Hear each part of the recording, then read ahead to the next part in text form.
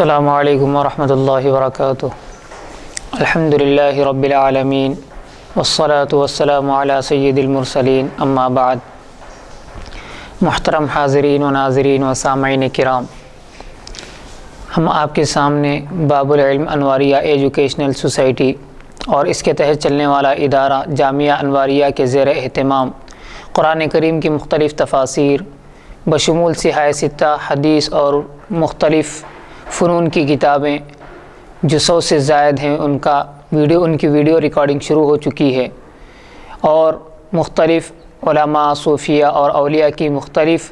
منتخب کتابوں سے منتخب عناوین بھی آپ کے سامنے آتے رہے ہیں۔ انہی میں سے آج ہم مولانا مودودی کے بارے میں ایک منتخب عنوان پیش کرنے جا رہے ہیں، ملاحظہ فرمائیں۔ اور یہ عنوان مولانا یوسف لدھیانوی صاحب رحمۃ اللہ علیہ کی کتاب اختلاف امت اور صراط مستقیم سے ماخوذ کیا ہوا ہے۔ آپ نے تحریر فرمایا ہے کہ آپ کے رفقا میں ایک گروہ مولانا مودودی کا مداح ہے۔ مولانا ایک خط کا جواب دیتے ہوئے ارشاد فرما رہے ہیں مولانا یوسف لدھیانوی صاحب رحمۃ اللہ علیہ کہ آپ نے تحریر فرمایا ہے، یعنی آپ نے لکھا ہے کہ آپ کے رفقا میں یعنی آپ کے دوستوں میں ایک گروہ یعنی ایک جماعت مولانا مودودی کا مداح ہے، یعنی ایک جماعت مولانا مودودی کی ستائش یعنی مطلب تعریف کرنے والی ہے، اور یہ حضرات مولانا موصوف کے سوا یعنی مولانا مودودی کے سوا کسی کو عالم ہی نہیں جانتے۔ اس بارے میں بھی آپ میری رائے معلوم کرنا چاہتے ہیں۔ میں اپنی ناچیز رائے کا اظہار اپنے دو مضامین، پہلا تنقید اور حق تنقید اور دوسرا الامام المجاہد میں کر چکا ہوں۔ یہ دو مضامین ہیں، ان میں مولانا مودودی کے بارے میں جو بھی معلوم کرنا ہے تو تنقید اور حق تنقید کا جو عنوان ہے، اور اسی طرح الامام المجاہد کا جو عنوان ہے، اس میں مولانا یوسف لدھیانوی صاحب رحمۃ اللہ علیہ نے ساری تفصیل بیان کر دی ہے۔ تاہم آپ کے حکم کی تعمیل میں یہاں بھی کچھ مختصراً عرض کرتا ہوں، یعنی آپ کے حکم کو بجا لانے کے لیے، آپ کے حکم پر عمل کرنے کے لیے تھوڑا یہاں پر بھی بیان کر دیتا ہوں۔ مولانا مودودی کی تمام ذاتی خوبیوں اور صلاحیتوں کا کھلے دل سے اعتراف کرتے ہوئے مجھے موصوف سے بہت سی باتوں میں اختلاف ہے۔ جزئیات تو بے شمار ہیں، یعنی چھوٹی چھوٹی باتیں تو بے شمار ہیں، مگر چند کلیات حسب ذیل ہیں۔ فرما رہے ہیں کہ مولانا مودودی کی جتنی صلاحیت ہے اس کا اعتراف بھی مجھے ہے، لیکن پھر بھی ان کی چند باتوں میں مجھے اختلاف ہے، چند چھوٹی چھوٹی باتوں میں بھی اختلاف ہے، اور چند وہ باتیں جو جمہور کے بالکل خلاف ہیں۔ پہلی بات، مولانا مودودی کے قلم کی کاٹ اور شوخی ان کی سب سے بڑی خوبی سمجھی جاتی ہے، یعنی جو ان کے لکھنے کا انداز ہے اور جو طرز بیان ہے وہ بہت اچھا سمجھا جاتا ہے، مگر اس ناکارہ کے نزدیک، یعنی خود مصنف فرما رہے ہیں، مگر اس ناکارہ کے نزدیک ان کی سب سے بڑی خامی، ناکارہ یعنی بیکار انسان، اپنے آپ کو حقیر کہتے ہوئے عاجزی کے ساتھ یہ فرما رہے ہیں، مگر اس ناکارہ کے نزدیک ان کی سب سے بڑی خامی یعنی سب سے بڑی کمی شاید یہی ہے، یعنی ان کا لکھنے کا انداز۔ ان کا قلم مومن و کافر دونوں کے خلاف یکساں کاٹ کرتا ہے، مومن کے لیے بھی ایک ہوتا ہے اور کافر کے لیے بھی ایک ہوتا ہے، اور وہ کسی فرق و امتیاز کا روا دار نہیں، یعنی جو قلم ان کا چلتا ہے وہ نہ مومن میں فرق کرتا ہے اور نہ کسی کافر میں فرق کرتا ہے۔ جس طرح وہ ایک لادین سوشلسٹ کے خلاف چلتا ہے، یعنی جو دہریے کے طور پر جو ہوتا ہے، جس کا کوئی دین نہیں ہوتا، کوئی مذہب نہیں ہوتا، ایسے جو سوشلسٹ کے خلاف چلتا ہے وہ قلم، ٹھیک اسی طرح ایک مومن نے مخلص اور خادم دین کے خلاف بھی چلتا ہے، یعنی جو پکا سچا پکا مومن ہے، مسلمان ہے، اس کے خلاف بھی ان کا قلم ویسا ہی چلتا ہے۔ وہ جس جرأت کے ساتھ یعنی جس ہمت کے ساتھ اپنے کسی معاشرے پر تنقید کرتے ہیں، جس کا انہیں کسی درجے میں حق ہے، یعنی کرنا بھی چاہیے، اسی عبارت کے ساتھ وہ سلف صالحین کے کارناموں پر بھی تنقید کرتے ہیں یعنی نقد کرتے ہیں، کمیاں نکالتے ہیں، خامیاں نکالتے ہیں۔ وہ جب تہذیب جدید یعنی جو نئی تہذیب آئی ہے، جب تہذیب جدید اور الحاد و زندقہ کے خلاف قلم اٹھاتے ہیں، یعنی منافقوں اور گمراہ لوگوں کے خلاف قلم اٹھاتے ہیں، تو معلوم ہوتا ہے کہ دارالعلوم دیوبند کا شیخ الحدیث گفتگو کر رہا ہے۔ یعنی مطلب اتنے کانفیڈنس کے ساتھ اور اتنے اعتماد کے ساتھ اور اتنے زیادہ اپنے آپ پر بھروسہ کرتے ہوئے احساس برتری کے ساتھ وہ گفتگو کر رہے ہیں۔ یعنی یہاں پر تو ایک مثال دی گئی ہے کہ دارالعلوم دیوبند کا شیخ الحدیث گفتگو کر رہا ہے، مطلب اس کا یہ ہے کہ ایک بہت بڑی یونیورسٹی کا شیخ الحدیث، چاہے وہ کوئی بھی ہو، چاہے جامعہ ازہر ہو، دارالعلوم دیوبند ہو، یا کسی بھی طرح کا وہ ادارہ ہو، تو یہاں پر انہوں نے اس لیے بتایا ہے کہ ایک مشہور ادارہ ہے، اس لیے وہاں کا نام انہوں نے لیا ہے۔ تو مطلب اس کا یہ ہے کہ ایک بہت بڑا محدث گفتگو کر رہا ہے، اور دوسرے ہی لمحے جب وہ اہل حق کے خلاف خامہ فرسائی کرتے ہیں، یعنی خامیاں نکالنے کی کوشش کرتے ہیں، تو محسوس ہوتا ہے کہ مولانا نے مسٹر پرویز یا غلام احمد قادیانی کا قلم چھین لیا ہے۔ پرویز اہل قرآن تھے، تو مولانا نے مسٹر پرویز یا غلام احمد قادیانی کا قلم چھین لیا ہے۔ جس طرح وہ لوگ اپنے علاوہ کے مذاہب کو گمراہ کہتے ہیں یا اسی طرح کافر کہتے ہیں، انہوں نے بھی اس طرح کی کوشش کی ہے۔ آپ جانتے ہیں کہ نبوت اور رسالت کا مقام کتنا نازک ہے، کیونکہ نبوت بہت ہی زیادہ نازک چیز ہے، یعنی اس کے خلاف بولنا تو دور کی بات، کچھ اس کے بارے میں ہم غلط سوچ بھی نہیں سکتے۔ ادب گاہیت زیر آسماں از عرش نازک تر، نفس گم کردہ می آیت جنید و بایزید اینجا۔ یعنی یہاں پر بتایا گیا ہے اس شعر میں کہ ادب کا کیا مقام ہے۔ کسی نبی علیہ السلام کے بارے میں کوئی ایسی تعبیر روا نہیں، یعنی جائز نہیں، جو ان کے مقام رفیع یعنی بلند مقام کے شایع نشان نہ ہو۔ خود حضرت صلی اللہ علیہ وسلم کا اسوہ حسنہ یعنی آپ کے اخلاق ہمارے سامنے ہیں۔ پورا ذخیرہ حدیث دیکھ جائیے، ایک لفظ ایسا نہیں ملے گا جس میں کسی نبی کی شان میں کوئی ادنا سے ادنا کمی کا شائبہ پایا جاتا ہو۔ یعنی احادیث جتنی لکھی گئی ہیں اور اسی طرح سیرت کی جتنی کتابیں لکھی گئی ہیں، ان میں سے ایک چھوٹی سی چھوٹی کمی کا شبہ یعنی شک بھی نہیں پایا جاتا۔ لیکن مولانا مودودی کا قلم حریم نبوت تک پہنچ کر بھی ادب ناآشنا رہتا ہے۔ یعنی مولانا مودودی صاحب اپنے قلم میں نبوت کا وہ احترام نہیں کیے ہیں جو احادیث میں احترام بتایا گیا ہے، اور احادیث میں نبوت اور رسالت کی توقیر اور اس کا احترام کیا گیا ہے۔ تو مولانا مودودی نبوت تک پہنچ کر بھی یعنی آپ سیرت پر لکھنے کے بعد بھی ادب ناآشنا رہتا ہے، یعنی ادب سے غیر مانوس ہیں اور ادب کے بارے میں ان کو کوئی بات معلوم نہیں ہے۔ اور وہ بڑی بے تکلفی سے فرماتے ہیں۔ پہلی بات کیا فرماتے ہیں؟ موسیٰ علیہ السلام کی مثال اس جلد باز فاتح کی سی ہے، یعنی فتح کرنے کے لیے جو شخص جلدی کرتا ہے اس جیسی ہے، جو اپنے اقتدار کا یعنی اپنے حکومت کا اپنے اقتدار کا استحکام کیے بغیر مارچ کرتا ہوا چلا جائے اور پیچھے جنگل کی آگ کی طرح مفتوحہ علاقے میں بغاوت پھیل جائے۔ انہوں نے لکھا ہے رسالہ ترجمان القرآن جلد نمبر 29 عدد صفحہ نمبر 5 یعنی دوسری بات حضرت داؤد علیہ السلام نے اپنے عہد کی اسرائیلی سوسائٹی کے عام رواج سے متاثر ہو کر اوریاء سے طلاق کی درخواست کی تھی۔ یہ حضرت داؤد علیہ السلام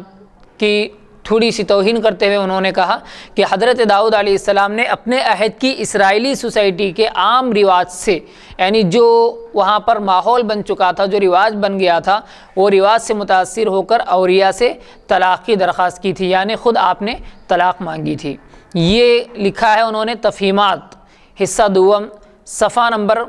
42 دوسری طبع یعنی طبع دوم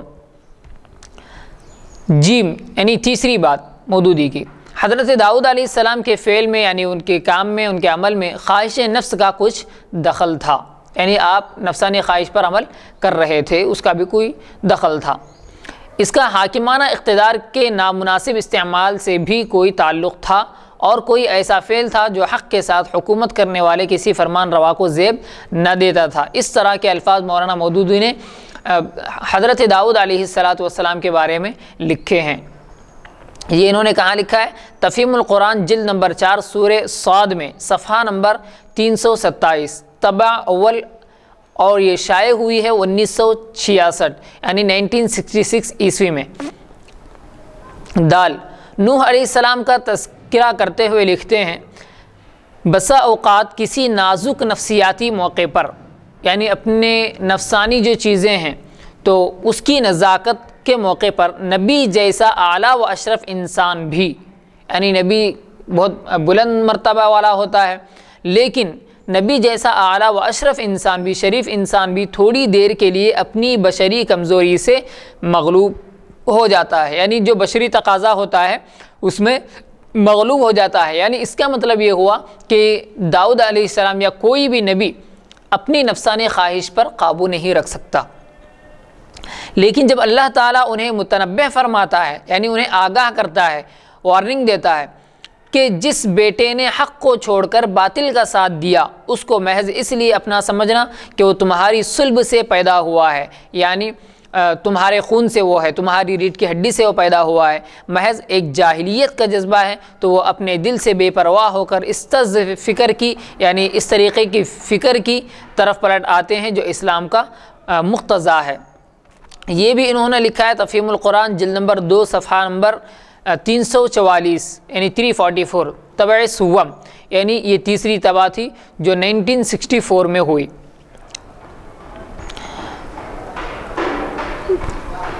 اور اس کے بعد انہوں نے ایک اور بات لکھی ہے، سیدنا یوسف علیہ السلام کے ارشاد اجعلنی علی خزائن الارض، حضرت یوسف علیہ السلام نے کہا تھا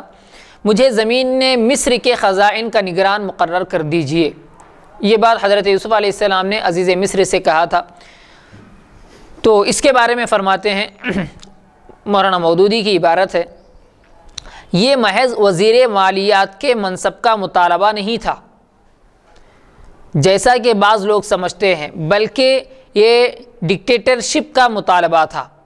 اور اس کے نتیجے میں سیدنا یوسف علیہ السلام کو جو پوزیشن حاصل ہوئی وہ قریب قریب وہی پوزیشن تھی جو اس وقت اٹلی میں مسولینی کو حاصل ہے۔ یعنی یہاں پر صرف وزیر مالیات کے منصب کو حاصل کرنا نہیں تھا،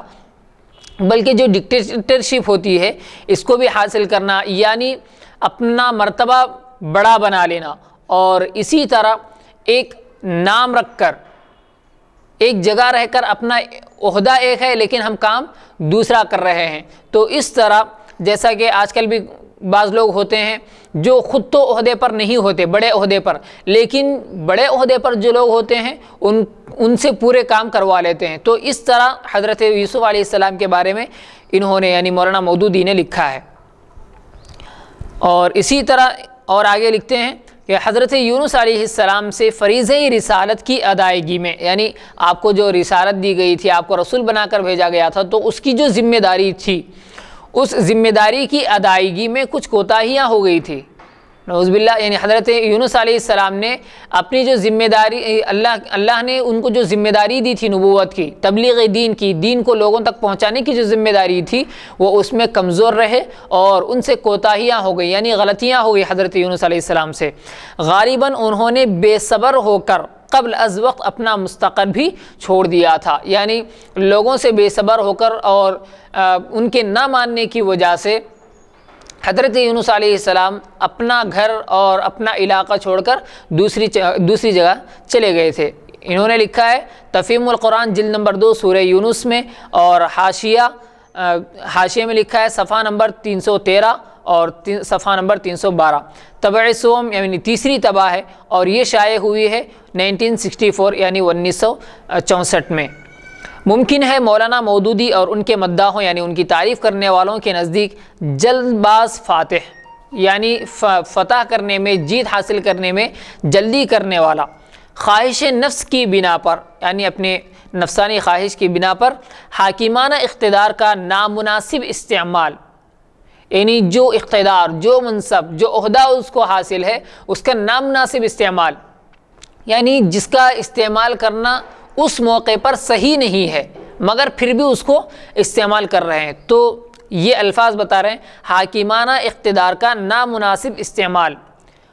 اور اسی طرح جو کہا انہوں نے بشری کمزوریوں سے مغلوب، حضرت داؤد علیہ السلام کے بارے میں کہا تھا، اور اسی طرح جذبہ جاہلیت کا شکار، یہ بھی کہا تھا انہی کے لیے، فریضہ رسالت کی ادائیگی میں کچھ کوتاہیاں، یہ حضرت یونس علیہ السلام کے لیے کہا، اور ڈکٹیٹرشپ جیسے الفاظ میں سوء ادب جو حضرت یوسف علیہ السلام کے لیے کہا گیا، اس جیسے الفاظ میں سوء ادب یعنی ادب کے خلاف، اور جو برا ادب ہے یعنی ادب ہے ہی نہیں، تو ادب کے خلاف کا کوئی پہلو نہ پایا جاتا ہو، مطلب ان کے نزدیک جو مولانا مودودی کے طرفدار ہیں اور ان کی تعریف کرنے والے ہیں، ان کو ماننے والے ہیں، ان کے نزدیک تو شاید اس میں کوئی قباحت، کوئی برائی نہیں ہے ان الفاظ میں، لیکن اس کا فیصلہ دو طرح ہو سکتا ہے، ایک یہ کہ اسی قسم کے الفاظ اگر خود مولانا موصوف کے حق میں استعمال کیے جائیں، یعنی یہ اس جیسے الفاظ مولانا مودودی کے لیے اگر استعمال کیے جائیں تو ان کو یا ان کے کسی مداح کو یعنی ان کے ماننے والے کو ان سے ناگواری تو نہیں ہوگی، ایک بات تو یہ ہے۔ مثلا اگر یہ کہا جائے کہ مولانا ڈکٹیٹر ہیں، اپنے دور کے ہٹلر ہیں یا اپنے دور کے ہٹلر ہیں، یعنی اپنا جو زمانہ ہے اس کے ہٹلر کے معنی تو آپ سمجھتے ہیں کہ بہت بڑا ظالم، بہت بڑا دہشت گرد، تو اس طرح مثلا اگر یہ کہا جائے کہ مولانا ڈکٹیٹر ہیں، اپنے دور کے ہٹلر ہیں اور مسولینی ہیں، وہ خواہش نفس سے کام کرتے ہیں، یعنی اپنے دل میں جو خواہش پیدا ہوتی ہے اس حساب سے وہ کام کرتے ہیں، جذبہ جاہلیت سے مغلوب ہو جاتے ہیں، یعنی جہالت کا جو جذبہ ہے اس سے مغلوب ہو جاتے ہیں اور جہالت ان پر طاری ہو جاتی ہے، حاکمانہ اقتدار کا نامناسب استعمال کرتے ہیں، ان کو اگر کوئی عہدہ ہے، کوئی منصب ہے تو اس کا غلط استعمال کرتے ہیں، اور انہوں نے اپنے فریضے کی ادائیگی میں کوتاہیاں کی ہیں وغیرہ، تو یعنی مطلب اگر یہ الفاظ ان کے لیے یعنی مولانا مودودی کے لیے اگر یہ استعمال کیے جائیں تو مولانا یوسف صاحب فرماتے ہیں کہ تو میرا خیال ہے کہ مولانا کا کوئی عقیدت مند یعنی ان کو ماننے والا، ان سے کوئی بھی عقیدت رکھنے والا شخص ان الزامات کو برداشت نہیں کرے گا۔ اگر یہ الفاظ مولانا مودودی کی ذات سیادت آپ کے شایع نشان نہیں، یعنی اگر آپ کے شایع نشان نہیں، آپ کے لیے استعمال کرنا مناسب نہیں مولانا مودودی کے، بلکہ یہ مولانا کی تنقیص یعنی ان میں نقص نکالنا، ان کی خرابی بتانا اور سوء ادب یعنی ادب کے خلاف ہے، تو انصاف فرمائیے کہ کیا ایسے الفاظ انبیاء کرام علیہ السلام کی شان میں زیبا اور شائستہ ہیں؟ کیا انبیاء کی شان میں ایسے الفاظ کہے جا سکتے ہیں؟ اسی نوعیت کا ایک فقرہ اور سن لیجئے، یعنی ان عبارتوں سے ہمیں یہ پتہ چلا کہ مولانا مودودی نے انبیاء کی شان میں گستاخانہ الفاظ اپنی کتابوں میں اور اپنی تفسیر میں استعمال کیے ہیں، جو کہ بالکل ناجائز ہے، اور اس سے ایسا بھی ہو سکتا ہے کہ انبیاء کی توہین لازم آ جائے۔ ناجائز یعنی حرام ہی سمجھیے، تو اس لیے انبیاء کی توہین یا اسی طرح صحابہ کی توہین وغیرہ ناجائز ہے، جائز نہیں ہے، نہیں کرنا چاہیے۔ اس میں بعض علماء کرام، مفتیان کرام کا اس بات پر اجماع ہے، اتفاق ہے کہ صحابہ کی شان میں گستاخی نہ صرف حرام ہے بلکہ گناہ کبیرہ ہے، جی یہ اہل سنت و جماعت کا عقیدہ ہے۔ تو جو لوگ انبیاء علیہ السلام کی شان میں اس قسم کے الفاظ اور ایسی بے تکلفی کے الفاظ اگر وہ استعمال کرتے ہیں، یوز کرتے ہیں، تو آپ اندازہ لگائیے کہ صحابہ کے متعلق، اولیاء اللہ کے متعلق اگر ایسے الفاظ استعمال کرتے ہیں، ان کی شان میں گستاخی اور بے ادبی اگر کرتے ہیں تو وہ گناہ کبیرہ ہے، وہ حرام ہے۔ تو انبیاء علیہ السلام کی شان میں گستاخی کرنا تو بہت بڑی بات ہے، یعنی خیر ہم تو فیصلہ تو نہیں کر سکتے، لیکن بہت بڑی بات ہے، وہ توہین والی بات ہے۔ تو اور آگے لکھتے ہیں، یہاں اس بشری کمزوری کی حقیقت کو سمجھ لینا چاہیے جو آدم علیہ السلام سے ظہور میں آئی تھی۔ بشری کمزوری جو انہوں نے کہا حضرت داؤد علیہ السلام کے بارے میں، تو اس کے بارے میں اسی نوعیت کا ایک اور فقرہ بتا رہے ہیں۔ یہاں اس بشری کمزوری کی حقیقت کو سمجھ لینا چاہیے جو آدم علیہ السلام سے ظہور میں آئی تھی، یعنی حضرت آدم علیہ السلام سے ظاہر ہوئی تھی جنت میں۔ بس ایک فوری جذبے نے جو شیطانی تحریض یعنی شیطان نے جو ابھارا تھا، تو وہ ہے نا فَأَزَلَّهُمَا الشَّيْطَانُ عَنْهَا فَأَخْرَجَهُمَا مِمَّا كَانَا فِيهِ، یعنی شیطان نے کہا تھا کہ اے آدم اگر تم اس درخت کے قریب جاؤ گے اور اس کا پھل کھا لو گے تو جنت میں ہمیشہ ہمیشہ کے لیے رہ جاؤ گے تم اور تمہاری بیوی. تو اس طرح اس نے شیطان نے ابھارا تھا. تو وہی بتا رہے ہیں کہ بس ایک فوری جذبے نے جو فوراً اٹھ گیا، جذبہ آ گیا، تو ایک فوری جذبے نے جو شیطانی تحریض کے زیر اثر ابھر آیا تھا، شیطان کے ابھارنے کی وجہ سے جو دل میں ایک بات آ گئی تھی ان پر ذہول طاری ہو گیا. یعنی ذہول یہ جہول نہیں ہے، ذہول زال سے ہے، تو یعنی ایک نسیانی کیفیت، بھولنے کی ایک چھوٹی سی جو کیفیت ہوتی ہے اس کو ذہول کہتے ہیں. تو ذہول طاری کر دیا اور ضبط نفس کی گرفت ڈھیلی ہوتے ہی، یعنی نفسانی خواہش کو قابو میں رکھنے کی جو صلاحیت ہوتی ہے، جو طاقت ہوتی ہے، وہ تھوڑی سی کمزور اور ڈھیلی ہوتے ہی وہ طاعت کے مقام بلند سے، یعنی طاعت کرنے کا جو اللہ نے حضرت آدم علیہ السلام کو کہا تھا کہ لا تقربا هذه الشجرہ، اس درخت کے قریب بھی مت جاؤ ورنہ فتکونا من الظالمین، تم دونوں ظالموں میں سے ہو جاؤ گے، قرآن کے الفاظ ہیں. تو وہ طاعت کے مقام بلند سے معصومیت کی پستی میں جا گرے. یعنی کہنا یہ چاہتے ہیں کہ معصوم تو ہیں نبی حضرت آدم علیہ السلام، معصوم تو ہیں، یعنی ان سے گناہ تو کوئی سرزد نہیں ہوا، لیکن معصومیت کا جو نچلا درجہ ہے، سب سے معصومیت کی پستی مطلب سب سے نچلا جو درجہ ہے، وہاں جا گرے حضرت آدم علیہ السلام. اور یہ جو ظالمین جو ہیں، جو اللہ تعالیٰ جو فرما رہا ہے، وہ اللہ اور بندے کا معاملہ ہے جی، وہ خدا ہے، وہ خدا اپنے نبی، اپنے رسول، اپنے پیغمبر اور جس کو چاہے جیسا چاہے بول سکتا ہے، وہ اس کا اختیار ہے. جی جی. لیکن اس کو اگر دلیل بنا کہ نعوذ باللہ من ذالک والعیاذ باللہ اگر ہم اگر بول رہے ہیں تو خود ہی ہماری آخرت تباہ کر لینے کی بات ہے. جی، دعوت دینے کی بات ہے. جی جی، یعنی ایمان خراب کر لینے کی بات ہے. نعوذ باللہ العیاذ باللہ. خدا ہے، وہ مختار کل ہے، اختیار کل ہے. اللہ جو چاہے کرے، خدا ہے جس کو جو چاہے بولے. تو حالانکہ خود قرآن کہتا ہے کہ وعصى آدم ربہ فغوى ثم اجتباہ فتاب علیہ وہدی، یعنی انہوں نے توبہ کی، اللہ نے توبہ قبول کی اور ہدایت بھی دے دی، تو معاملہ وہیں کا وہیں ختم ہو گیا. اور قرآن میں یہ بھی آیا کہ فتلقى آدم من ربہ کلمات فتاب علیہ، آدم علیہ السلام کو خود اللہ تبارک و تعالیٰ نے چند کلمات سکھائے. اس میں تو لکھا ہوا ہے فتلقى آدم، آدم نے سیکھا، آدم نے دیکھا چند کلمات کو، چند کلمات انہوں نے ملاحظہ کیا، تو کلمات کے ذریعے حضرت آدم علیہ السلام نے توبہ کی، تو اللہ نے توبہ بھی ان کی قبول کر لی، فتاب علیہ. پھر آگے فرما رہا ہے کہ انہ هو التواب الرحیم، وہ تو توبہ قبول کرنے والا بھی رحم کرنے والا بھائی. تو توبہ قبول ہونے کی جب آپ کو یعنی ایک اس کا ثبوت مل گیا، آدم علیہ السلام کے توبہ قبول ہونے کا ثبوت مل گیا آپ کو، خود اللہ فرما رہا ہے کہ میں نے اس کی توبہ قبول کر لی، تو ہمیں ان کے بارے میں کچھ کہنے کا حق کیسے مل سکتا ہے؟ تو اس عبارت سے سیدنا آدم علیہ السلام کا اسم گرامی حذف کر کے، یعنی آدم علیہ السلام کا نام ذکر نہ کر کے اس کی جگہ اگر مولانا مودودی کا نام لکھ دیا جائے تو میرا اندازہ ہے کہ ان کے حلقے میں کوہرام مچ جائے گا، ایک ہنگامہ ہو جائے گا، اور پاکستان میں طوفان برپا ہو جائے گا. یعنی جس جگہ بھی اس طرح کہا جائے، چاہے ہندوستان ہو یا بنگلہ دیش ہو، کسی بھی ملک میں ان کے ماننے والوں کے سامنے اگر اس طرح کے الفاظ کہے جائیں، جس طرح کے الفاظ انہوں نے حضرت آدم علیہ السلام کے لیے کہا ہے، تو پھر ایک ہنگامہ برپا ہو جائے گا. اس سے ثابت ہے کہ یہ فقرہ شائستہ نہیں ہے، یعنی یہ بے ادبی سے تعلق رکھتا ہے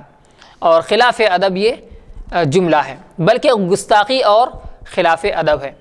اسی کی ایک مثال امہات المؤمنین کے حق میں موصوف کا یہ فقرہ ہے. امہات المؤمنین اللہ کے نبی علیہ الصلاۃ والسلام کی ازواج مطہرات، آپ کی اہلیہ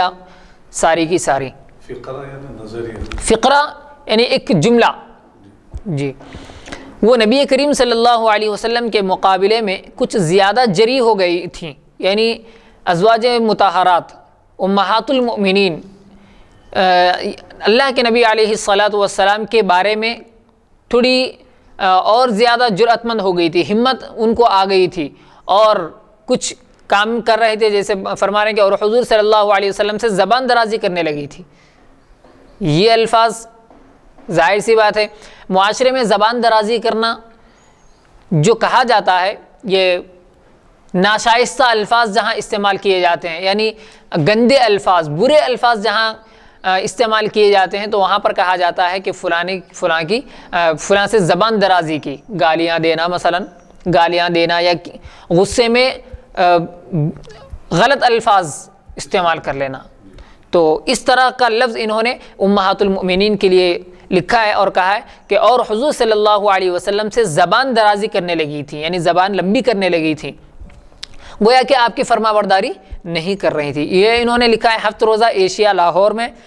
مؤرخہ 19 یعنی تاریخ ہے اس کی 19 نومبر 1976 عیسوی میں. مولانا موصوف نے یہ فقرہ ازواج النبی صلی اللہ علیہ وسلم کے بارے میں فرمایا ہے، مگر میں اس کو مضاف سے زیادہ مضاف الیہ کے حق میں سوء ادب سمجھتا ہوں. یعنی جو کہا گیا ہے مضاف سے زیادہ مضاف الیہ کے حق میں، مطلب یہ ہے کہ ایک تو زبان درازی کرنا ایک چیز ہے اور جس کی جا رہی ہے وہ ایک الگ چیز ہے. تو یہاں پر دونوں کی گستاخی ہے، دونوں کی گستاخی ہے. یعنی زبان درازی کر رہی تھی، یہ جو لفظ ہے یہ بھی کہنا ازواج امہات المؤمنین کی طرف اگر اس کی نسبت کی جائے تو یہ بھی غلط ہے، خلاف ادب ہے. اور جس کے لیے یہ لفظ استعمال کیا جا رہا ہے کہ ان کی زبان درازی کر رہی تھی، یعنی حضور پاک صلی اللہ علیہ وسلم کی، دونوں طرف سے گستاخی ہے، دونوں طرف سے گستاخی ہے. ایک طرف تو یہ بات یعنی گویا کہ یہ الزام ہے کہ آپ نے یہ کہا کہ امہات المؤمنین جو امت کی مائیں ہیں اور جن کے ساتھ ہمیشہ جناب محمد رسول اللہ صلی اللہ علیہ وسلم ہے اور جو آنے والی نسلوں کے لیے ایک نمونہ ہے ازواج مطہرات، ان کے بارے میں آپ یہ فرما رہے ہیں کہ زبان درازی کرنے لگے، تو ایک تو ان کی گستاخی ہو گئی. اچھا زبان درازی کس سے کر رہی ہیں؟ جناب محمد رسول اللہ صلی اللہ علیہ وسلم سے، تو دونوں کی اس میں گستاخی ہے. تو یہ بہت بڑی توہین کی بات ہے ازواج مطہرات کے لیے بھی اور خود آقا مکی و مدنی محمد رسول اللہ صلی اللہ علیہ وسلم کے لیے بھی. یہ تو ظاہر ہے کہ مولانا محترم کی اہلیہ یعنی مولانا مودودی کی اہلیہ محترمہ امہات المؤمنین سے بڑھ کر مہذب اور شائستہ نہیں، یہ تو ظاہر سی بات ہے. نہ وہ خود آن حضرت صلی اللہ علیہ وسلم سے زیادہ مقدس ہیں، نعوذ باللہ. اب اگر ان کا کوئی عقیدت مند یہ کہہ ڈالے کہ مولانا کی اہلیہ مولانا کے سامنے زبان درازی کرتی ہیں تو مولانا اس فقرے میں اپنی خفت اور حد کی عزت محسوس فرمائیں گے، یعنی اپنی عزت کے خلاف یہ بات محسوس کریں گے. پس جو فقرہ خود مولانا کے حق میں گستاخی تصور کیا جاتا ہے، میں نہیں سمجھتا کہ وہاں حضرت صلی اللہ علیہ وسلم اور امہات المؤمنین کے حق میں سوء ادب کیوں نہیں، یعنی وہ جناب محمد رسول اللہ صلی اللہ علیہ وسلم کے حق میں بھی سوء ادب ہے، یعنی خلاف ادب ہے. الغرض مولانا موصوف کے قلم سے انبیاء کرام علیہ السلام کے حق میں جو ادبی شہپارے نکلے ہیں، یعنی ادب کے اعتبار سے جو جملے نکلے ہیں وہ سوء ادب میں داخل ہیں یا نہیں، اس کا ایک معیار تو یہی ہے کہ اگر ایسے فقرے خود مولانا کے حق میں سوء ادب میں شمار ہو کر ان کے عقیدت مندوں کی دل آزاری یعنی ان کے دل کو اگر تکلیف ہونے کا سبب ہو سکتے ہیں تو ان کو تسلیم کر لینا چاہیے کہ یہ انبیاء کرام علیہ السلام کے حق میں بھی خلاف ادب ہیں، اور جو لوگ نبوت اور رسالت پر ایمان رکھتے ہیں ان کی دل آزاری کا سبب ہیں، یعنی ان کے دل کو ٹھیس پہنچنے کا، تکلیف پہنچنے کا سبب ہیں. دوسرا معیار یعنی دوسری پوزیشن یہ ہو سکتی ہے کہ آیا اردو میں جب یہ فقرے استعمال کیے جائیں تو اہل زبان ان کا کیا مفہوم سمجھتے ہیں. ایک تو یہ بات تھی کہ ان الفاظ سے آپ کو تکلیف ہوتی ہے یا نہیں ان کے ماننے والوں کو. دوسری بات یہ ہے کہ ان کی حیثیت کیا ہے ان جملوں کی. کیا اردو میں جب یہ فقرے استعمال کیے جائیں تو اہل زبان، جیسے اہل زبان اردو کے خود اردو استعمال کرنے والے لوگ ہیں، ان کا کیا مفہوم سمجھتے ہیں؟ اگر ان دونوں معیاروں پر جانچنے کے بعد یہ طے ہو جائے کہ واقعی ان کلمات میں سوء ادب ہے تو مولانا کو ان پر اصرار نہیں کرنا چاہیے بلکہ ان سے توبہ کرنی چاہیے، کیونکہ انبیاء کرام کے حق میں ادنا سوء ادب بھی سلب ایمان کی علامت ہے. یعنی انبیاء کرام کے حق میں تھوڑی سی بھی خلاف ادب جیسی بات کرنا یہ سلب ایمان کی علامت ہے، یعنی ایمان کے ختم ہونے کی علامت ہے. دوسری بات،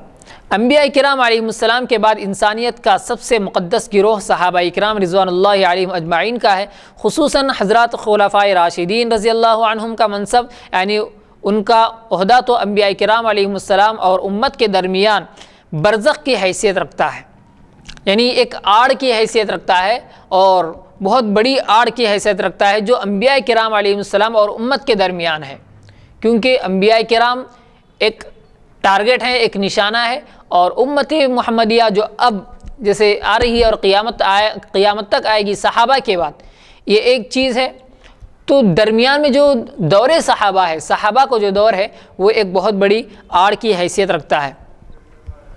اس لیے تجدید و احیاء دین یعنی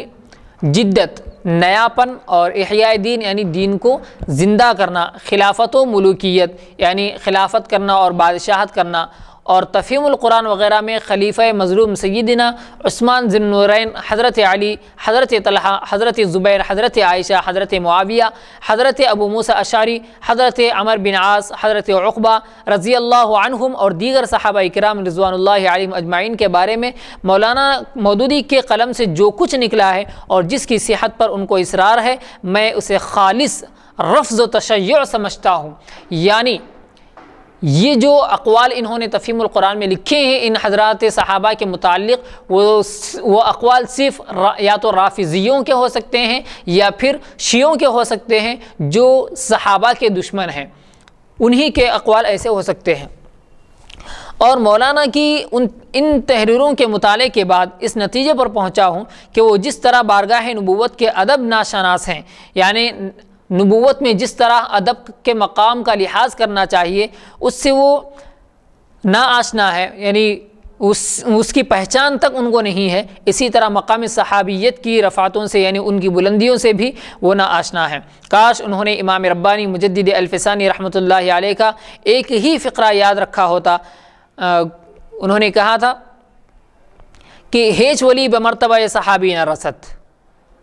ویسے قرنی بآ رفعت شان کے بشرف صحبت خیر البشر علیہ وعلی آلہ الصلوات والتسلیمات نہ رسیدہ بمرتبہ ادنا صحابی نہ رسد۔ شخص از عبداللہ بن مبارک رضی اللہ عنہ پرسید ایہما افضل معاویہ ام عمر بن عبدالعزیز؟ در جواب فرمود الغبار الذي دخل انف فرس معاویہ مع رسول اللہ صلی اللہ علیہ وسلم خیر من عمر بن عبدالعزیز کذا مرہ۔ یہ عبارت لکھی ہوئی ہے مکتوبات دفتر اول مکتوب 207 میں۔ اس کا ترجمہ ملاحظہ فرمائیں، کوئی ولی کسی صحابی کے مرتبے کو نہیں پہنچ سکتا۔ اویس قرنی رحمۃ اللہ علیہ اپنی تمام تر بلندی شان کے باوجود، یعنی اویس قرنی ہم سب جانتے ہیں کہ حضرت اویس قرنی رحمۃ اللہ علیہ بہت بڑی شان والے تھے، تو اتنی بڑی شان ہونے کے باوجود چونکہ حضرت صلی اللہ علیہ وسلم کے شرف صحبت سے مشرف نہ ہو سکے، اس لیے کسی ادنا صحابی کے مرتبے کو بھی نہ پہنچ سکے۔ کسی شخص نے امام عبداللہ بن مبارک رحمۃ اللہ علیہ سے دریافت کیا کہ حضرت معاویہ رضی اللہ تعالی عنہ افضل ہیں یا حضرت عمر بن عبدالعزیز رحمۃ اللہ علیہ؟ تو جواب میں فرمایا حضرت صلی اللہ علیہ وسلم کی معیت میں حضرت معاویہ کے گھوڑے کی ناک میں جو غبار داخل ہوا وہ بھی عمر بن عبدالعزیز سے کئی گنا بہتر ہے۔ تو یہ ہے صحابہ کی شان۔ یہاں یہ نقطہ عرض کر دینا ضروری ہے کہ صحابہ اکرام رضوان اللہ علیہم اجمعین کو حضرت صلی اللہ علیہ وسلم کی مصابحت اور رفاقت کا جو شرف حاصل ہوا، یعنی آپ کے ساتھ رہنے کا اور آپ کے ساتھ مل بیٹھنے کا، آپ کو دیکھنے کا جو شرف حاصل ہوا ہے،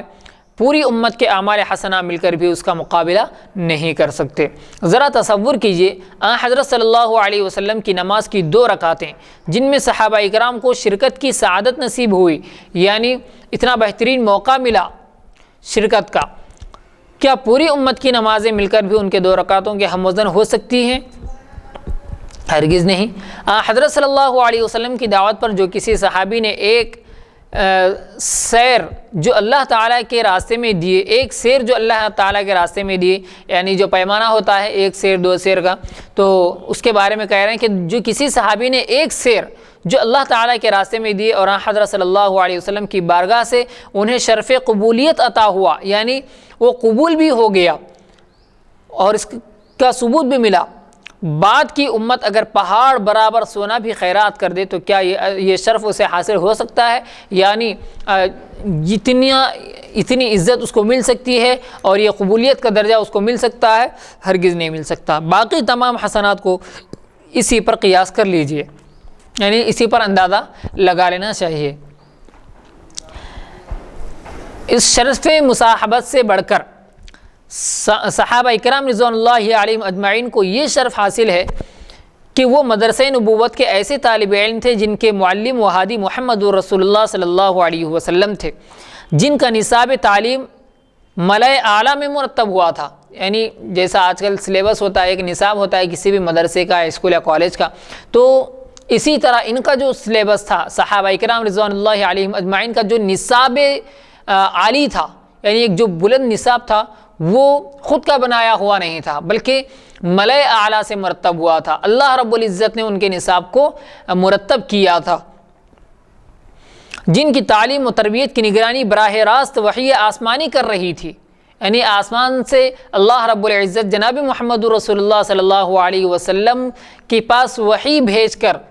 ان کی تربیت فرما رہا تھا صحابہ اکرام کی، اور جن کا امتحان علام الغیوب نے لیا، جیسا کہ قرآن نے کہا اولئک الذین امتحن اللہ قلوبہم للتقوی، تو جن کا امتحان علام الغیوب نے لیا، اور جب ان کی تعلیم و تربیت کا ہر پہلو سے امتحان ہو چکا تو حق تعالی شانہ نے رضی اللہ عنہم ورضوا عنہ، جیسا کہ قرآن میں بار بار آیا ہے، کہ ڈگری عطا فرما کر آنے والی پوری انسانیت کی تعلیم و تربیت اور تلقین و ارشاد کا منصب ان کو تفویض کیا، یعنی ان کو سپرد کر دیا۔ اور کنتم خیر امۃ اخرجت للناس کے مسند ان کے لیے آراستہ فرمائی، یعنی یہ جو سند ہے یہ سند ان کو عطا فرما دی کہ تم امت کے سب سے بہترین لوگ ہو، امت کی سب سے بہترین جماعت ہو۔ اگر آپ غور کریں گے تو معلوم ہوگا کہ انبیاء کرام علیہم السلام کے بعد صرف صحابہ اکرام رضوان اللہ علیہم اجمعین کی جماعت ایسی ہے جن کی تعلیم و تربیت بھی وحی الہی کی نگرانی میں ہوئی، اور ان کو سند فضیلت بھی خود خداوند قدوس نے عطا فرمائی، جیسا کہ ابھی آپ کے سامنے کہا گیا کہ ان کا جو نصاب تھا وہ نصاب بھی خود اللہ رب العزت نے مقرر کیا، مرتب کیا، ترتیب دیا، اس کو بنایا، اور اسی طرح وحی کی نگرانی میں اور وحی کے ذریعے تمام صحابہ اکرام رضوان اللہ علیہم اجمعین کی تربیت بھی عمل میں آئی۔ مولانا مودودی کی عقیدت کیش یہ کہہ کر دل بہلا لیتے ہیں کہ مولانا نے، یعنی ان سے عقیدت رکھنے والے لوگ یہ کہہ کر دل بہلا لیتے ہیں کہ مولانا نے جو کچھ لکھا ہے تاریخ کے حوالوں سے لکھا ہے، یعنی تاریخ میں دیکھا، تاریخ میں پڑھا تو انہوں نے لکھ دیا، اور یہ ان کے قلم کا شاہکار ہے کہ انہوں نے منتشر ٹکڑوں کو جوڑ کر ایک مربوط تاریخ مرتب کر ڈالی، یعنی گویا کہ ایسے الفاظ ان کے قلم سے نکلنے کے باوجود یہ کہتے ہیں کہ یہ جو الفاظ ہیں یہ تاریخ میں لکھے ہوئے ہیں اور بہت ساری مختلف کتابوں میں اور مختلف جگہوں پر یہ منتشر تھے، بکھرے ہوئے تھے، لیکن مولانا مودودی کا یہ شاہکار ہے، یعنی یہ ان کی صلاحیت اور ان کی طاقت ہے کہ انہوں نے اس کو ایک جگہ جمع کر دیا۔ میں ان کی خدمت میں بادب گزارش کروں گا، یعنی ادب کے ساتھ گزارش کروں گا کہ ان کا یہ بہلاوا بچند وجوہ غلط ہے، یعنی جو اپنے آپ کے دل کو بہلا لیتے ہیں اس طرح کی باتیں کر کے، وہ کچھ ایسے وجوہات ہیں جن کی وجہ سے یہ غلط ثابت ہو سکتا ہے۔ پہلی وجہ، مولانا کا یہ قلمی شاہکار نہ تاریخی صداقت ہے، یعنی نہ تاریخی سچائی ہے کوئی اس میں، نہ صحابہ اکرام کی زندگی کی صحیح تصویر ہے، یعنی آپ کی صحیح کم سے کم اگر تاریخ سے آپ کوئی بات لے رہے ہیں تو صحابہ اکرام کے متعلق کوئی صحیح بات تو بتلانی چاہیے، صحیح تصویر ان کی پیش کرنی چاہیے، بلکہ ایک افسانہ ہے، ایک کہانی ہے بس، اور وہ بھی غلط، جس میں مولانا کے ذہنی تصورات، یعنی ان کے ذہن میں جو کچھ خیالات آ گئے تو ذہنی تصورات و نظریات نے رنگ آمیزی کی ہے، یعنی تاریخ میں تو ایسا نہیں لکھا ہوگا، اگر لکھا بھی ہوا تو ایسا نہیں لکھا ہے، لیکن آپ نے اپنے تصورات اور اپنے نظریات سے اس کو کچھ اور ہی رنگ دے دیا ہے۔ آج کل افسانہ نگاری کا ذوق عام ہے، یعنی قصہ بنانا، کہانی بنانا، کہانیاں پیش کرنا، تو اس طرح کے اسٹوریز بنانا، یہ سب ایک عام ذوق، ایک عام شوق بن چکا ہے لوگوں کا۔ تو عام طبائع تاریخی صداقتوں میں اتنی دلچسپی نہیں لیتی جتنی کہ رنگین افسانوں میں۔ تو یعنی جو عام طبیعتیں ہوتی ہیں لوگوں کی، جو ذہن ہوتے ہیں لوگوں کے، تو تاریخی سچائیوں میں اتنی دلچسپی نہیں لیتے۔ جو عام طور پر جو لوگوں کی طبیعتیں ہیں، تو عام جو سچائی ہوتی ہے اس میں دلچسپی نہیں لیتے،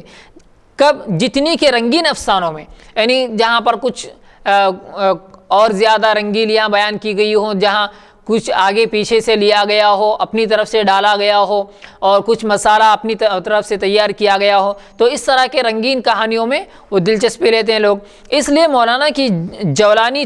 طبع نے، یعنی آپ کی جو طبیعت ہے، آپ کی طبیعت کا جو رنگ ہے، اس نے صحابہ کرام پر بھی خلافت و ملوکیت کے نام سے ایک افسانہ لکھ دیا، ایک اسٹوری لکھ دی، ایک کہانی لکھ دی، جس کا حقائق کی دنیا میں کوئی وجود نہیں، یعنی حقیقت سے جس کا کوئی تعلق نہیں، اس کی کوئی ریالٹی نہیں ہے، بلکہ یہ خود اپنے ذہن سے بنائی ہوئی ایک اسٹوری ہے بس، اور وہ بھی غلط۔ آج اگر کوئی صحابی رضی اللہ عنہ دنیا میں موجود ہوتا تو شیخ سعدی کی زبان میں مولانا کے قلم سے یہ شکایت ضرور کرتا: بخندید و گفت آن شکل من است ولیکن قلم در کف دشمن است۔ اگر مولانا کو صحابہ کرام کا پاس اور ادب ملحوظ ہوتا تو قرآن کریم کے صریح اعلان رضی اللہ عنہم ورضوان کے بعد وہ صحابہ کرام کی بلند و بالا شخصیتوں کو افسانہ نگاری کا موضوع نہ بناتے۔ جیسے کہ کہا گیا ہے، شیخ سعدی نے یہ کہا ہے کہ اگر مولانا مودودی کے اس دور میں اگر کوئی صحابی ہوتے تو یہ دیکھ کر وہ فرماتے کہ ولیکن قلم در کف دشمن است، یعنی تم جو میرے بارے میں لکھ رہے ہو اور میرا نام لے کر جو لکھ رہے ہو وہ میری تصویر نہیں ہے، وہ میرے حالات نہیں ہیں، لیکن اگر لکھا گیا ہے تو پھر یہ دشمن کے قلم سے لکھا گیا ہے۔ یہ اگر کوئی صحابی ہوتے تو یوں فرماتے۔ دوسری وجہ، یعنی ان کی عبارتوں کو غلط ثابت کرنے کی، یورپ میں اسلام نابغہ شخصیتوں کو مسخ کرنے، یعنی شخصیتوں کو ختم کرنے، اور ان کی سیرت و کردار، یعنی جو ان کے حالات ہیں اور جو ان کی ہسٹری ہے اور ان کی سیرت و کردار کا حلیہ بگاڑنے کا کام بڑی خوبصورتی اور پرکاری سے ہو رہا ہے۔ یعنی بہت ہی دلچسپی لے کر لوگ یہ کام کر رہے ہیں کہ وہاں پر جو بلند و بالا شخصیتیں تھیں، نامور شخصیتیں، مشہور شخصیتیں تھیں، ان کو ختم کر دیا جائے، یا ان کی جو شبیہ اور ان کی جو تصویر لوگوں کے سامنے ہے، ان کے حالات اچھے جو لوگوں کے سامنے، اس کو خراب کر دیے جائیں۔ اور یہودی مستشرقین، یعنی مغربی لوگ، اور یہودی مستشرقین کی کھیپ کھاپ اس کام پر لگی ہوئی ہے، کھیپ یعنی پوری کی پوری جماعت اس میں لگی ہوئی ہے۔ وہ بھی ٹھیک اسی طرح بزعم خود، یعنی اپنا جو زعم ہے اور اپنا جو پختہ ارادہ ہے کہ ہم یہ کر کے ہی رہیں گے، اور اپنی جو سوچ ہے اس کے مطابق تاریخ کے منتشر ٹکڑوں کو جوڑ کر ایک فرضی تصویر تیار کرتے ہیں۔ یعنی تاریخ میں جو ٹکڑے بکھرے ہوئے ہیں، پھیلے ہوئے ہیں مختلف کتابوں میں، مختلف جگہوں پر، تو ان کو ایک جگہ جمع کر کے ایک اسٹوری یا ایک کہانی بنا رہے ہیں جو فرضی ہے، یعنی جس کا حقیقت سے کوئی تعلق نہیں ہے، اور دنیا کو باور کراتے ہیں، یعنی معلوم کرواتے ہیں کہ وہ پوری غیر جانبداری کے ساتھ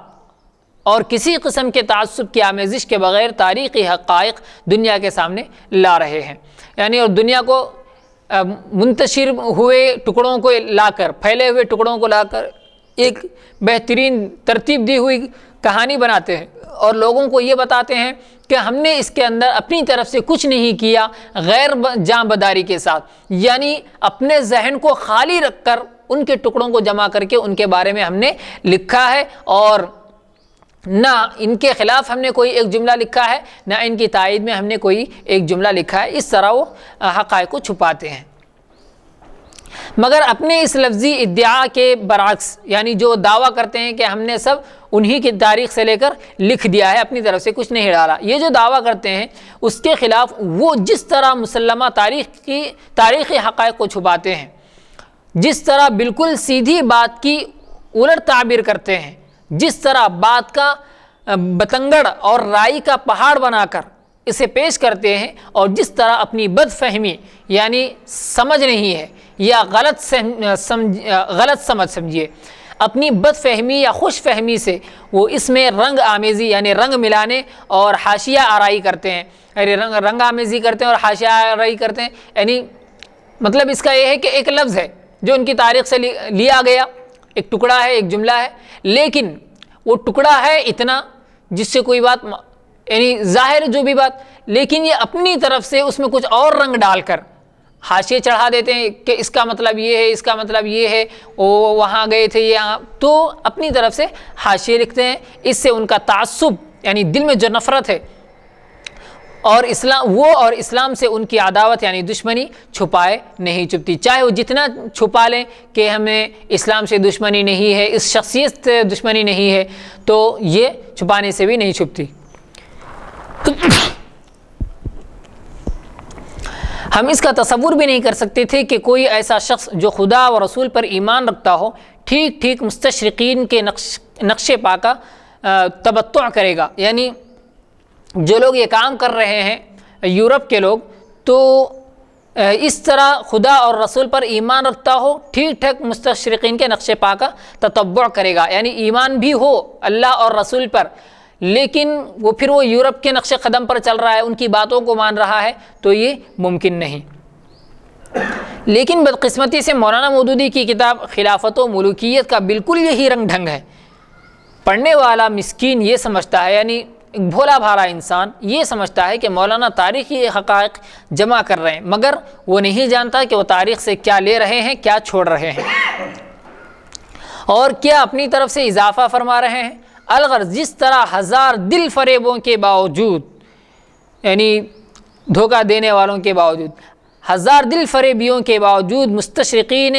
عداوت اسلام کے روگ کو چھپانے سے قاصر رہتے ہیں، یعنی چاہے جتنا بھی دھوکہ دے دیا جائے اور جتنا بھی رنگ ڈال دیا جائے، وہ اس کو چھپانے سے وہ عاجز ہیں، یعنی اپنی غلطیوں کو چھپا نہیں سکتے۔ اسی طرح مولانا مودودی بھی اپنے اس استشراقی شاہکار میں، یعنی یورپ سے جو چیز انہوں نے لی ہے، شاہکار میں ہزار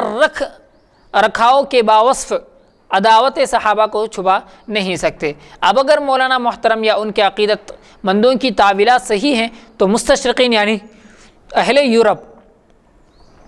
کا کارنامہ ان سے زیادہ صحیح کہلانے کا مستحق ہے، اور اگر یہودی مستشرقین کا طرز عمل غلط ہے، یعنی ان کا طریقہ غلط ہے کام کرنے کا، تو اسی دلیل سے مولانا مودودی کا رویہ بھی غلط ہے۔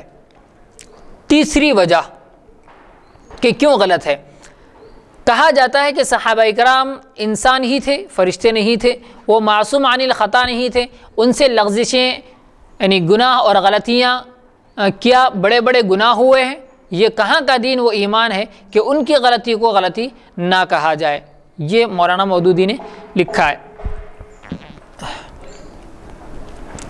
میں پہلے تو یہ عرض کروں گا کہ مولانا مودودی کو تو صحابہ کرام کی غلطیاں چھاڑنے کے لیے واقعی اور قلبی وغیرہ کا سہارا ڈھونڈنے کی ضرورت پڑی ہے، یہ نام ہے، ان کا سہارا لینے کی ضرورت پڑی ہے، لیکن خدائے علام الغیوب صحابہ کرام کے ہر ظاہر و باطن سے باخبر تھے، ان کے قلب یعنی دل کی ایک ایک کیفیت، ایک ایک حالت اور ذہن کے ایک ایک خیال سے واقف تھے اللہ تعالیٰ۔ وہ یہ بھی جانتے تھے کہ یہ انسان ہیں، معصوم نہیں، انہیں یہ بھی علم تھا کہ آئندہ ان سے کیا کیا لغزشیں یعنی کیا کیا غلطیاں صادر ہوں گی۔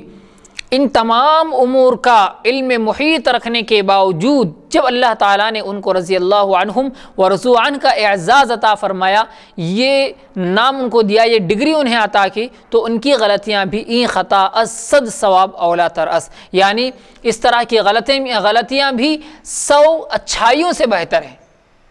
صحابہ کی ایک چھوٹی غلطی بھی 100 ہم جیسے عام لوگوں کی بڑے بڑے اولیاء کی اچھائیوں سے بھی وہ بہتر ہیں۔ تو این خطا از صد ثواب اولا ترس کا مصداق ہیں۔ اس کے بعد مولانا مودودی کو ان اکابر کی خردہ گری اور عیب چینی کا کیا حق پہنچتا ہے؟ کیا یہ خدا تعالیٰ سے صریح مقابلہ نہیں کہ وہ تو ان تمام لغزشوں کے باوجود صحابہ کرام سے اپنی رضائے دائمی کا اعلان فرما رہے ہیں، مگر مولانا مودودی ان اکابر سے راضی نامہ کرنے پر تیار نہیں ہیں۔ دوسری گزارش میں یہ کروں گا کہ چلیے فرض کر لیجئے کہ صحابہ کرام رضوان اللہ علیہم اجمعین سے غلطیاں ہوئی ہوں، مگر سوال یہ ہے کہ آپ 1400 سال بعد ان اکابر کے جرائم یعنی ان کی غلطیوں کی دستاویز مرتب کر کے اپنے نام اعمال کی سیاہی میں اضافے کے سوا اور کیا مقصد حاصل کرنا چاہتے ہیں؟ یعنی صحابہ کی غلطیوں کو لکھ کر جمع کر کے آپ کیا چاہتے ہیں؟ اگر یہ اکابر دنیا میں موجود ہوتے تب تو آپ انہیں ان کی غلطیوں کا نوٹس دے ڈالتے، مگر جو قوم 1300-1400 سال پہلے گزر چکی ہے اس کے عیوب یعنی ان کے عیب و نقائص کو غلط سلط حوالوں سے چن چن کر جمع کرنا اور اس ساری غلاظت کا ڈھیر قوم کے سامنے لگا دینا، اس کا مقصد اس کے سوا کیا ہو سکتا ہے کہ مسلمانوں کے دل میں صحابہ اکرام سے جو حسن عقیدت ہے، یعنی ایک اچھی عقیدت ہے صحابہ اکرام سے متعلق مسلمانوں میں، اسے مٹا دیا جائے۔ یہی ایک منشا ہو سکتا ہے، اور اس کی جگہ قلوب پر صحابہ سے بغض و نفرت کے نقوش ابھارے جائیں۔ میں پوچھنا چاہتا ہوں کہ آخر یہ کس عقل و دانش اور دین و ایمان کا تقاضا ہے؟ بالکل غلط بات ہے کہ صحابہ کی عداوت، صحابہ کی دشمنی لوگوں میں پھیلا دی جائے۔ چوتھی بات کہ جس سے مولانا مودودی کی عبارتیں غلط ثابت ہوتی ہیں، خلافت و ملوکیت میں مولانا مودودی نے جس نازک موضوع پر قلم اٹھایا ہے اسے ہمارے عقائد و کلام کی کتابوں میں مشاجرات صحابہ کے نام سے یاد کیا جاتا ہے، اور یہ باب ایمان کا ایسا پلسرات ہے جو تلوار سے زیادہ تیز اور بال سے زیادہ باریک ہے۔ اس لیے سلف صالحین نے یعنی پچھلے صالحین لوگوں نے، نیک لوگوں نے ہمیشہ یہاں پاس ادب ملحوظ رکھنے اور زبان و قلم کو لگام دینے کی وصیت کی ہے۔ مشاجرات صحابہ یعنی صحابہ کا اختلاف جو کچھ بھی ہوا تھا، یعنی اتنا ہونے کے باوجود بھی سلف صالحین نے یہ کہا کہ پاس لحاظ ملحوظ رکھا جائے، یعنی ادب کے مقام کو ملحوظ رکھا جائے، اس کا خیال کیا جائے، کیونکہ بعد کی نسلیں ہی نہیں بلکہ صحابہ اکرام کے زمانے سے سطح بین لوگ بھی اسی وادی پرخار میں دامن ایمان تار تار کر چکے ہیں، یعنی صحابہ کے لیے ناشائستہ الفاظ، خلاف ادب الفاظ استعمال کر کے اپنے ایمان کے دامن کو تار تار کر چکے ہیں، یعنی گویا کہ اپنا ایمان خراب کر چکے ہیں۔ اکابر امت ہمیشہ ان بددینوں کے پھیلائے ہوئے کانٹوں کو صاف کرتے آئے ہیں، لیکن مولانا مودودی سلف صالحین کو وکیل صفائی کہہ کر دھتکار دیتے ہیں۔ ان کے ارشادات کو خامخواہ کی سخن سازیاں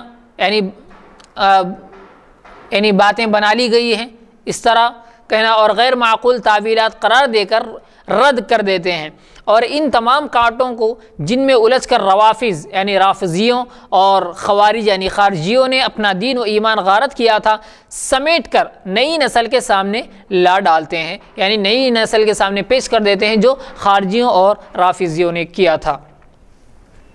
انصاف فرمائیے کہ اسے اسلام کی خدمت کہا جائے یا اسے رافضیت و خارجیت میں نئی روح پھونکنے کی کوشش کا نام دیا جائے، اور مولانا مودودی اور ان کے معتقدین اس کارنامے کے بعد کیا یہ توقع رکھتے ہیں کہ کیا یہ امید رکھتے ہیں کہ ان کا حشر اہل سنت ہی میں ہوگا، رافضیوں اور خارجیوں میں نہیں ہوگا؟ میں ہزار سوچتا ہوں مگر اس معاملے کو حل نہیں کر پاتا کہ مولانا موصوف نے یہ کتاب نئی نسل کی رہنمائی کے لیے لکھی ہے یا انہیں صراط مستقیم سے برگشتہ یعنی صراط مستقیم سے ہٹانے کے لیے لکھی ہے۔ پانچویں بات جس سے مولانا مودودی غلط ثابت ہوتے ہیں،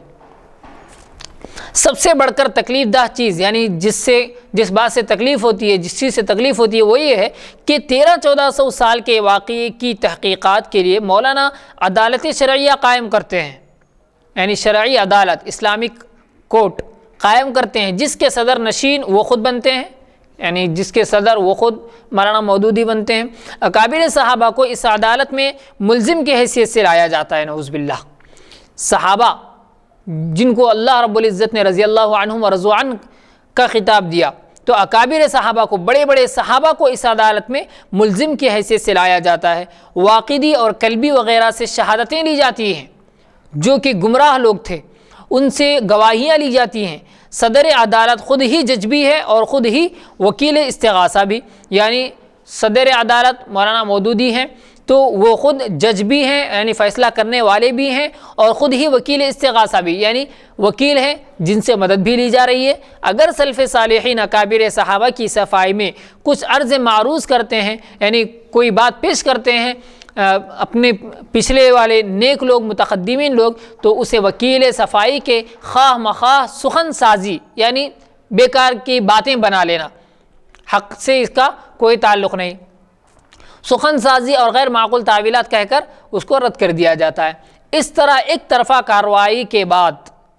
یعنی ایک طرف سے کارروائی ہو رہی ہے جو مولانا مودودی کی طرف سے ہی ہو رہی ہے، جو سلف صالحین کہہ رہے ہیں اس کو صرف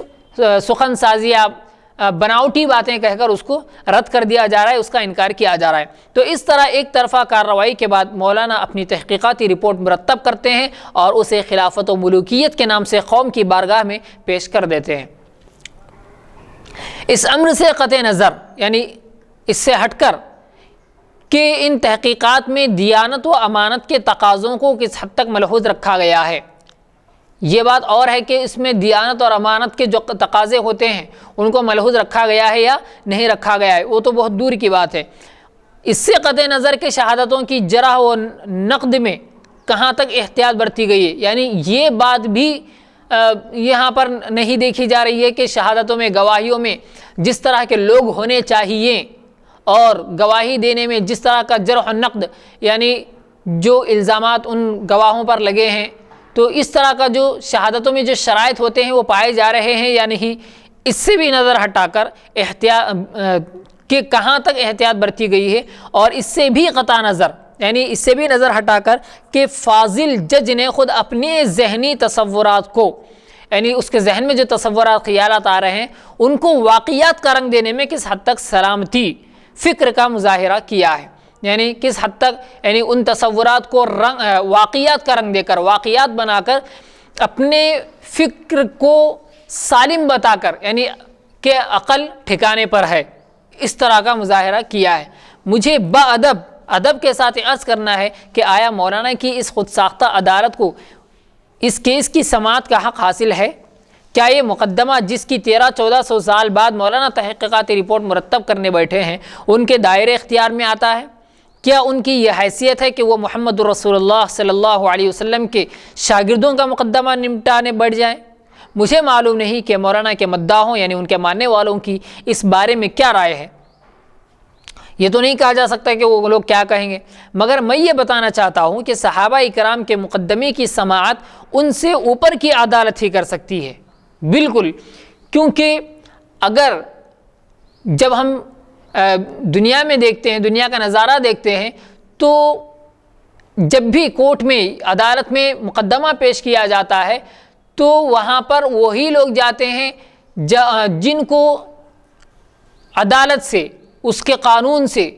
کوئی باتیں معلوم نہیں ہوتی، اور وہ آدمی فیصلہ کرتا ہے جو ان سے بڑا ہوتا ہے۔ تو اسی طرح اگر صحابہ کا کیس ڈالنا ہے، نعوذ باللہ صحابہ کا مقدمہ اگر عدالت میں یا عدالت شرعیہ میں دائر کرنا ہے تو پھر ان کا فیصلہ بھی وہی ذات کرے گی جو صحابہ کی جماعت سے رتبے میں بڑی ہو، اور ہم دیکھتے ہیں کہ صحابہ سے بڑی جو جماعت ہے، صحابہ کی جماعت سے جس کا رتبہ بڑا ہے وہ ذات ہے جناب محمد رسول اللہ صلی اللہ علیہ وسلم، اور جناب محمد رسول اللہ صلی اللہ علیہ وسلم کی زبان سے اللہ رب العزت نے وحی نازل فرما کر یہ ڈگری انہیں دے دی کہ رضی اللہ عنہم ورضوا عنہ، ان سے اللہ راضی ہو گیا اور یہ اللہ سے راضی ہو گئے۔ تو اب صحابہ کو ان کے حال پر ہمیں چھوڑ دینا چاہیے، کیونکہ انہیں براءت کی ڈگری مل چکی ہے۔ اگر ہم مولانا مودودی کے کیس کو بفرض محال یعنی لازم کر کے اگر مان بھی لیں تو پھر وہ بری ہیں، ان پر کوئی الزام نہیں ہے۔ تو صحابہ اکرام کے مقدمے کی سماعت ان سے اوپر کی عدالت ہی کر سکتی ہے، اور وہ یا تو حضرت محمد رسول اللہ صلی اللہ علیہ وسلم ہیں یا خود احکم الحاکمین یعنی اللہ رب العزت ہے۔ ان کے سوا ایک مولانا مودودی نہیں، یعنی ان دونوں کے علاوہ مولانا مودودی ان کا فیصلہ نہیں کر سکتے، امت کا کوئی فرد بھی نہیں۔ اس کا مجاز کہ وہ قدوسیوں یعنی اللہ والوں، قدوسیوں یعنی اللہ والوں کے اس گروہ کے معاملے میں، اس جماعت کے معاملے میں مداخلت کرے یا کوئی دخل اندازی کرے۔ صحابہ کرام کے باہمی معاملات میں آج کے کسی بڑے سے بڑے شخص کا لب کشائی کرنا، یعنی بڑا سا بڑا شخص بھی اپنا منہ ان کے بارے میں کھولتا ہے تو اس کی حیثیت اس سے زیادہ نہیں کہ کوئی بھنگی بازار میں عدالت جمع کر بیٹھ جائے۔ بھنگی یعنی غلاظت صاف کرنے والا ایسا بیٹھ جائے اور وہ ارکان مملکت کے بارے میں اپنے بے لاگ فیصلے لوگوں کو سنانے لگے، یعنی جن کا حقیقت سے کوئی تعلق نہیں اور بڑے بڑے فیصلے ان کے بارے میں سنانے لگے۔ ایسے موقعوں پر ہی کہا گیا ہے کہ ایاز قدر خویش بشناس، یعنی اپنی قدر جو ہے، اپنا جو مقام ہے پہلے اس کو پہچانو، پھر اس کے بعد دوسروں کے مقام تک جاؤ۔ یعنی اس میں یہ بولنا چاہ رہے ہیں کہ ایک یعنی بھنگی یعنی صاف صفائی کرنے والا، جی، بیت الخلاء وغیرہ، نالیاں، موہریاں وغیرہ، یہ صاف کرنے والا شخص جس کو کچھ علم نہیں ہے، اور ایسا شخص بڑی بڑی لوگوں کے بارے میں جو ہے گفتگو کر رہا ہے، جسارت کر رہا ہے، ہمت کر رہا ہے اور اپنی رائے قائم کر رہا ہے، تو یہ بات کس حد تک درست ہو سکتی ہے؟ جی، تو وہی بتا رہے کہ یہاں پر وہی بولنا چاہ رہے ہیں نا، بازار میں عدالت جمع کر بیٹھ جائے اور وہ ارکان مملکت کے بارے میں، یعنی جو حکومتی لوگ ہیں اور اسی طرح جو بڑے لوگ ہیں، اس سے بڑے لوگ ہیں، تو ان کے بارے میں فیصلہ کر رہا ہے ایک بھنگی بیٹھ کر۔ بھنگی کا مطلب؟ بھنگی مطلب جو غلاظت صاف کرتا ہے، بیت الخلاء صاف کرتا ہے، عام معاشرے میں یہی سمجھا جاتا ہے کہ جو بیت الخلاء صاف کرتا ہے، یعنی جس کی معاشرے میں سب سے کمزور حالت ہے اور معاشرے میں سب سے کم درجہ ہے اس کا معاشرتی اعتبار سے، ورنہ وہ بھی انسان ہے، لیکن اس کی جو قدر ہے معاشرے میں، تو ایسا شخص بیٹھ کر مملکت کے، حکومت کے جو بڑے بڑے لوگ ہیں ان کے بارے میں فیصلہ کر رہا ہے۔ تو اس لیے کہا گیا ہے کہ ایاز قدر خویش بشناس، یعنی اپنے خود کا جو مقام ہے، خود کی جو قدر ہے اس کو پہچانو۔ چھٹی بات، یہ بات اچھی طرح سمجھ لینا چاہیے کہ حضرات صحابہ اکرام علیہم الرضوان کو حق تعالی شانہ نے امت کے مرشد و مربی، یعنی ان کی تربیت کرنے والا، ان کو راستہ دکھانے والا اور محبوب، یعنی بہت ہی زیادہ پسندیدہ و مطبوع کا منصب عطا فرمایا ہے۔ قرآن و حدیث میں ان کے نقش قدم کی پیروی کرنے اور ان سے عقیدت و محبت رکھنے کی تاکید فرمائی گئی ہے، اور ان کی برائی و عیب جوئی کو ناجائز و حرام بلکہ موجب لعنت فرمایا گیا ہے۔ خود مولانا مودودی کو اعتراف ہے کہ صحابہ اکرام کو برا بھلا کہنے والا میرے نزدیک صرف فاسق ہی نہیں، یعنی گنہگار ہی نہیں، بلکہ اس کا ایمان بھی مشتبہ ہے، یعنی اس میں شک ہے۔ من ابغضاہم فببغضی ابغضاہم، حضرت صلی اللہ علیہ وسلم فرماتے ہیں کہ جس نے ان سے بغض رکھا، اس نے مجھ سے بغض رکھنے کی بنا پر ان سے بغض رکھا۔ یہ انہوں نے ترجمان القرآن اگست 1961 میں لکھا ہے۔ جن لوگوں نے مولانا کی کتاب خلافت و ملوکیت پڑھی ہے وہ شہادت دیں گے کہ اس میں صحابہ اکرام کو صاف صاف برا بھلا کہا گیا ہے، اور صحابہ اکرام سے مصنف کا بغض و نفرت بالکل آیا ہے، اور انہوں نے کچھ باتیں لکھی ہیں جو انشاءاللہ ہم کیا لکھا ہے، مثلا قانون کی بالا طریقہ خاتمہ، اس کے عنوان سے انہوں نے کچھ لکھا ہے۔ انشاءاللہ ہم ان باتوں کو اگلی نشست میں پیش کریں گے۔ بس اللہ رب العزت سے دعا ہے کہ اللہ رب العزت ہم تمام کے دلوں میں صحابہ کی قدر، ان کا مقام اور ان کا احترام ہمارے دلوں میں پیدا فرما دے، اور ان کی ایک ایک بات پر، ان کے ایک ایک حکم پر عمل کرنے کی توفیق عطا فرمائے، اور ان کی ناقدری کرنے والوں سے ہم سب کی حفاظت فرمائے۔ اللہ تعالیٰ ان کو ہدایت نصیب فرمائے، اور اللہ تعالیٰ ہماری ہدایت کو مکمل فرمائے، اور صحابہ کا ساتھ، صحابہ کی رفاقت ہمیں قیامت کے دن نصیب فرمائے، اور جناب محمد رسول اللہ صلی اللہ علیہ وسلم کی شفاعت ہم سب کو نصیب فرمائے۔ آمین۔ وآخر دعوانا ان الحمد للہ رب العالمین۔